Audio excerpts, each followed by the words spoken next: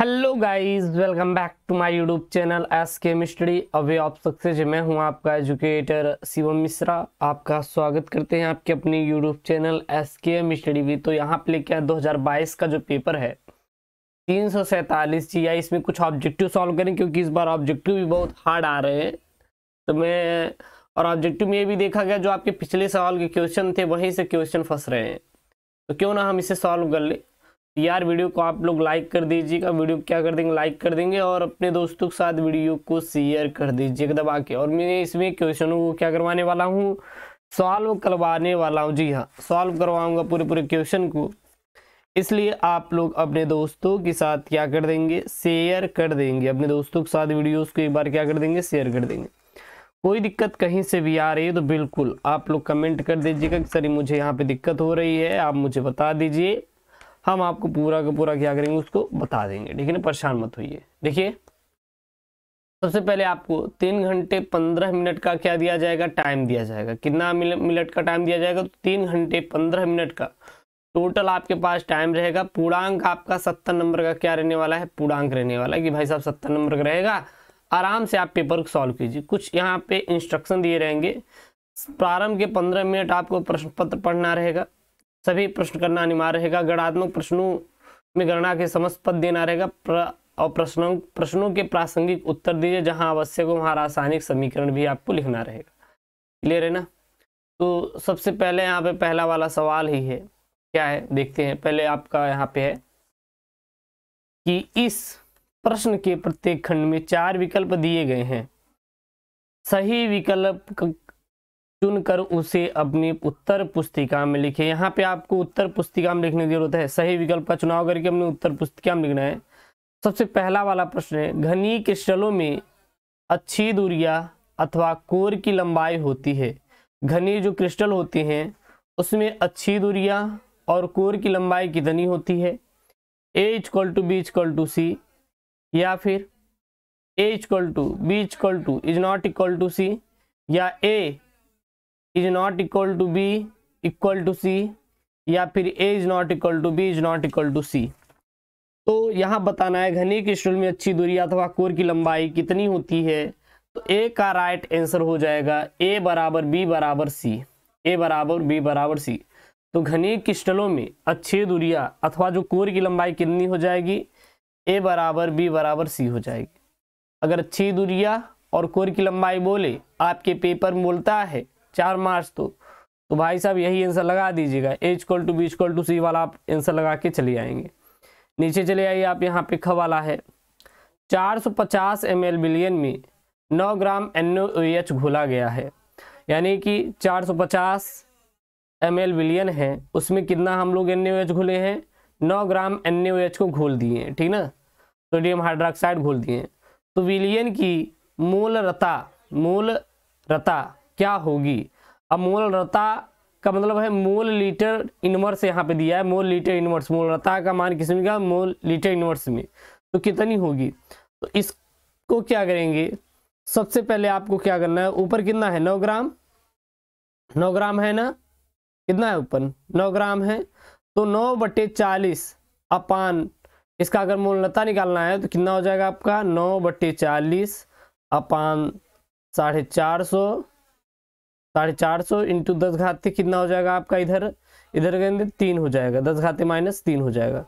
इसको जब आप सॉल्व करोगे तो कितना हो जाएगा 9000/40 इंटू 450 कट करेंगे पूरा का पूरा। ठीक है ना, तो आपका आ जाएगा 45 दूना 90।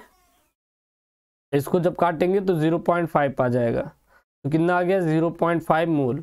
तो देखिए इसमें कौन सा राइट आंसर है, तो 0.5 मोल आपका सेकंड वाला राइट आंसर हो जाएगा। उसके बाद यहाँ पे शून्य कोट की अवक्रिया के वेग स्थिरांक की इकाई है। जो शून्य कोट की अवक्रिया होती है इसकी वेग स्थिरांक की इकाई कितनी होती है। इसकी वेग स्थिरांक की यहाँ पे इकाई आपको फाइंड करना है। तो इसकी जो इकाई होती है वो होती है mole litre inverse second inverse. तो mole litre inverse second inverse कहाँ पे, तीसरा वाला mole litre inverse second inverse इसकी हो जाएगी शून्य कोटि की अभिक्रिया हो जाएगी। तो वेग स्थिरांक शून्य कोटि की अभिक्रिया का वेग स्थिरांक कितना हो जाएगा, मोल लीटर इनवर्स सेकेंड इनवर्स। वैसे देखेंगे तो क्या हो जाएगा, मोल प्रति लीटर सेकेंड होता है। अब ये नीचे है, इसकी घात प्लस में है, ऊपर जाएगा तो क्या हो जाएगा, माइनस में, तभी तो बोलते हैं इसे मोल लीटर इनवर्स सेकेंड इनवर्स। उसके बाद यहाँ पे घ वाला प्रश्न है, गाटर-मान कॉक अभिक्रिया द्वारा बेंजीन बनता है। जो गाटर-मान कॉक के द्वारा आपका बेंजीन बनता है।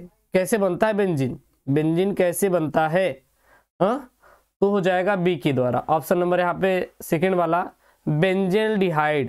बेंजेल्डिहाइड क्या करेंगे, गाटरमान कॉक अभिक्रिया द्वारा बेंजील्डिहाइड बनता है।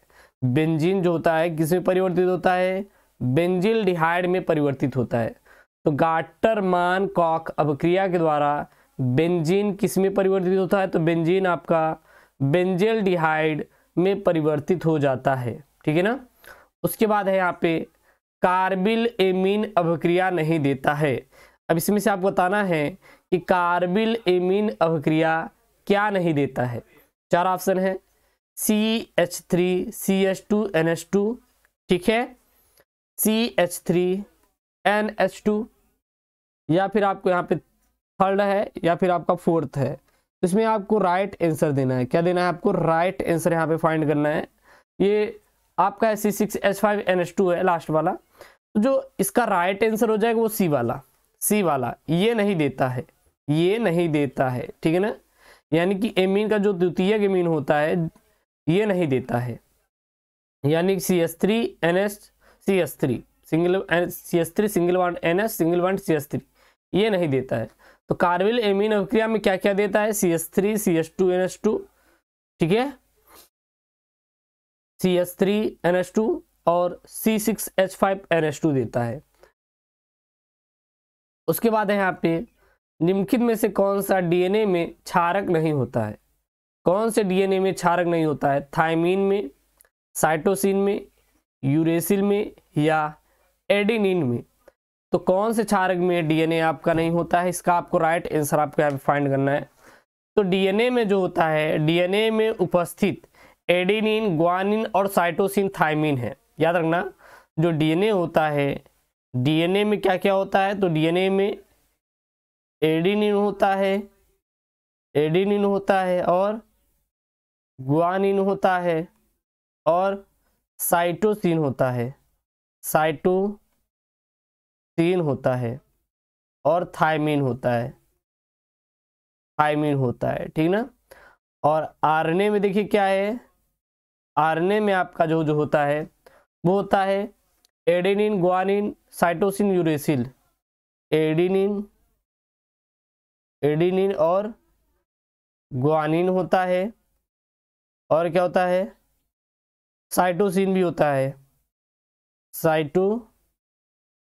होता है, लेकिन थायमीन के स्थान पे आरएनए में क्या हो जाता है आपका, यूरेसिल आ जाता है। क्या आ जाता है, यूरेसिल आ जाता है। तो यहाँ पे देखिए, यहाँ पूछा है कि डीएनए में क्षारक नहीं है, तो थायमीन तो डीएनए में है, थायमीन तो है, साइटोसिन भी है और एडेनिन भी है, लेकिन जो यूरेसिल है, देखिए यहाँ पे यूरेसिल किस में है, यूरेसिल आपका आरएनए में है।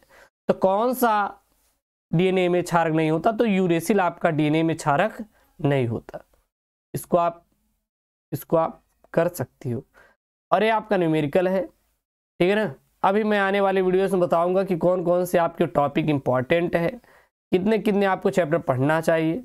तो यार वो वीडियो आप लोग जरूर से जरूर देखिएगा, क्योंकि वो काफ़ी इम्पॉर्टेंट होने वाला है, तो उसे आप लोग जरूर से जरूर देखेंगे। उसके बाद है यहाँ पे क्वथनांक उन्नयन से आप क्या समझते हैं। क्वथनांक उन्नयन और विलय के मोलर द्रव्यमान में संबंध स्थापित कीजिए, ठीक है ना। तो आपको बताना है कि यहाँ पे कि क्वथनांक उन्नयन क्या है। तो जब किसी विलायक में कोई अवाष्पशील वैद्युत अपघट्य पदार्थ मिलाया जाता है, तो विलयन का वाष्प दाब पहले कुछ बढ़ता है, फिर विलयन के क्वथनांक में है वृद्धि, क्वथनांक का उन्नयन कहलाता है। क्वथनांक का उन्नयन क्या होता है, ध्यान दीजिएगा, क्वथनांक का उन्नयन क्या होता है, जब किसी भी विलायक में कोई क्या है, विलायक है, इसमें हम लोग अवाष्पशील क्या करें, वैद्युत अनपघट्य को मिला दें। कोई वैद्युत क्या है, अवाष्पशील अनअपघट्य है, उसको हम लोग क्या कर रहे हैं, यहाँ पे मिला दे रहे हैं। तो विलयन का जो वाष्प दाब पहले क्या होता है, बढ़ जाता है, पहले क्या होता है, कुछ बढ़ जाता है। तो विलयन के क्वथनांक में वृद्धि को हम लोग क्या कहते हैं, क्वथनांक उन्नयन कहते हैं।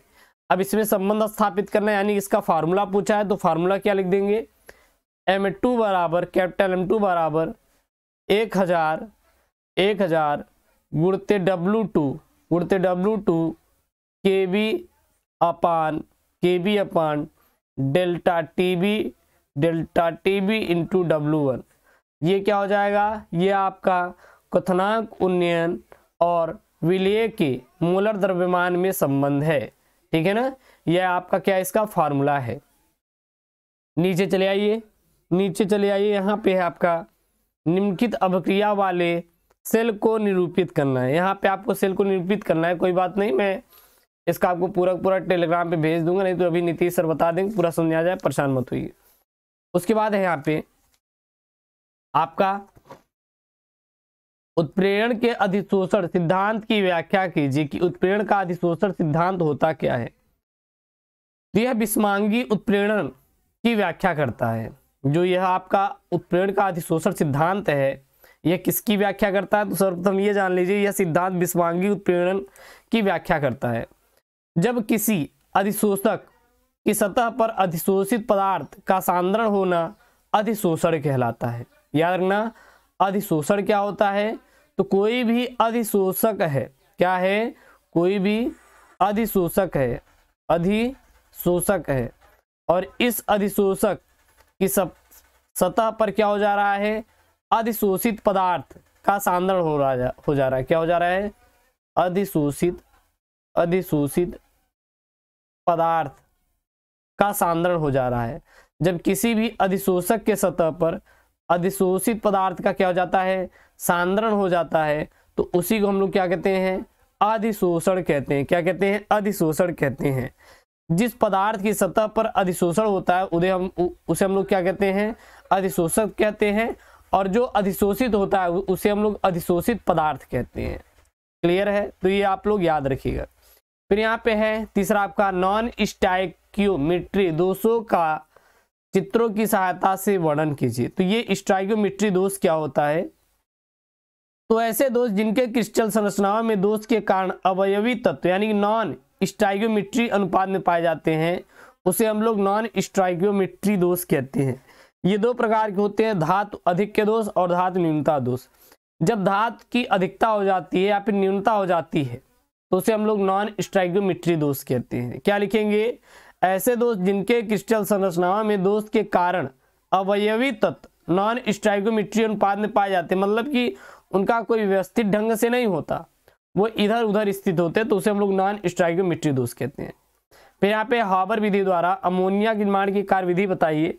तो इस विधि में यहाँ पे हाबर दिया, लेकिन ये हैबर है। हैबर विधि द्वारा आज मैं आपको पढ़ा दूंगा, पूरा परेशान मत होइए। हैबर विधि द्वारा आपको अमोनिया के निर्माण की कार्य विधि आपको बताना है। तो इस विधि में शुद्ध नाइट्रोजन और हाइड्रोजन का अनुपात, शुद्ध नाइट्रोजन और हाइड्रोजन का जो अनुपात लेते हैं वो 1:3 के अनुपात में मिश्रण करके गर्म करने पर अमोनिया गैस बनती है। क्या बनती है, अमोनिया गैस बनती है। जब नाइट्रोजन को और हाइड्रोजन को कितने अनुपात, 1:2 के अनुपात में लेकर गर्म करते हैं तो क्या बनता है, NH3 का निर्माण होता है अमोनिया का, साथ ही साथ 22,400 कैलोरी ऊर्जा मुक्त होती है। तो जब नाइट्रोजन को 1:, हाइड्रोजन को 3 में लेकर गर्म करते हैं तो अमोनिया का निर्माण होती है और इसके पश्चात 22,400 कैलोरी ऊर्जा मुक्त होती है। बात समझा रहा है। उसके बाद गए यहाँ पे उपसंयोजन संख्या को उदाहरण की सहायता समझाइए। उपसंयोजन संख्या क्या होती है यार, यहाँ पे तो एक संकुल में धातु का आयन उपसंयोजन संख्या और उससे आबंधित लिगांडों के उन्दाता परमाणु क्या होती है, बराबर हो जाती है, और जो सीधे धातु को क्या करती है, आयन से जोड़ती है। तो इसमें से जो इंपॉर्टेंट है देख लीजिएगा, यहाँ पे इंपॉर्टेंट ये है आपका, मैं अब आपको इंपॉर्टेंट लगवा दे रहा हूँ, ये टिंडल प्रभाव और ब्राउनी गति वाला, ये आपका क्या इंपॉर्टेंट है। और इधर आपको नॉन स्टाइकोमेट्री दोष और हाइबर विधि द्वारा, ठीक ना, और एक ये आपका न्यूमेरिकल 100% पक्का फंसेगा, ये गारंटी वाला है, इसको तैयार कर लो। और यहाँ पे ये न्यूमेरिकल, ये आपका क्या हो जाएगा, न्यूमेरिकल, ये आपका न्यूमेरिकल, तो ये ऊपर की इंपॉर्टेंट हो गया। फिर यहाँ पे देखिए आपका आया है ग्रेवियल थैलीमाइड संश्लेषण की विधि एवं रासायनिक समीकरण दीजिए, मैं करवा दूंगा, परेशान मत होइए। और यहाँ पे आपको ग्लूकोज की निम्नलिखित अभिक्रिया का रासायनिक समीकरण देना रहता है, यहाँ पे क्या देना रहता है, रासायनिक समीकरण देना रहता है, ये भी मैं आपको करवा दूंगा, परेशान मत होइए। इसके बाद इसमें जो इंपॉर्टेंट है प्रथम कोड की अभिक्रिया है, और हिमांक अभी यहाँ पे अवनमन, और ऊपर क्या दिया था, ऊपर आपका क्वथनांक उन्नयन था, तो ये भी आपके दोनों क्या इंपॉर्टेंट है, याद कर लीजिएगा। नीचे आ जाइए, तो ये डीकन विधि द्वारा, क्लोरीन बनाने की डीकन विधि द्वारा आपको निर्माण बताना, ये भी आपका इंपॉर्टेंट है। नीचे आ जाइए, ये वाला आपको इधर है, ये वुटर्ज अभिक्रिया, फीडिंग अभिक्रिया, तो ये इंपॉर्टेंट वाले हैं, इसको ट्रिक लगा लीजिए। और एक ये है, ये वाला, एक एक उदाहरण दीजिए, हालांकि ये बदलते रहते हैं, ये क्या होते हैं, ये बदलते रहते हैं, और ये 10 नंबर का फिक्स होता है, 10 नंबर का ये आपका फिक्स होता है कि भाई साहब ये 10 नंबर का आएगा ही आएगा, ठीक है ना। तो इसमें सबसे इंपॉर्टेंट ये है आपका वैज्ञानिक नेम पर आधारित अभिक्रिया, इसको आप पूरा पूरा रट के जाइएगा। ऊपर आ जाइए, क्लोरीन बनाने की डीकन विधि का रासायनिक समीकरण, और क्लोरीन से NaOCl और NaClO3 तथा CaOCl2 बनाने का रासायनिक समीकरण दीजिए, तो ये इंपॉर्टेंट है। तो ये पेपर देख लीजिए आप लोग, इसमें से ये इंपॉर्टेंट है, लगा लीजिए, ये इंपॉर्टेंट है, ठीक है ना। और यहाँ पे आएंगे तो ये वाले टिप्पणी करने वाले हैं, ठीक है, जो इंपॉर्टेंट है यहाँ पे मैं टिक लगा ले, और बाकी आप अपने से भी पढ़ते रहिएगा, बहुविकल्पी करवा दिया है, और आने वाली वीडियोज़ में इसका प्रॉपर आपको मैं सोल्यूशन प्रोवाइड करवा दूंगा, आपका काम हो जाएगा। बहुत ज़्यादा आपको परेशान होने की जरूरत बिल्कुल भी नहीं है, क्योंकि अभी आपके पास टाइम है, और जब टाइम है तो आप उसको अच्छी तरीके से तैयारी कर सकते हैं। यार चैनल को सब्सक्राइब करिए, वीडियो को लाइक करिए। ओके दोस्तों, थैंक यू, जय हिंद।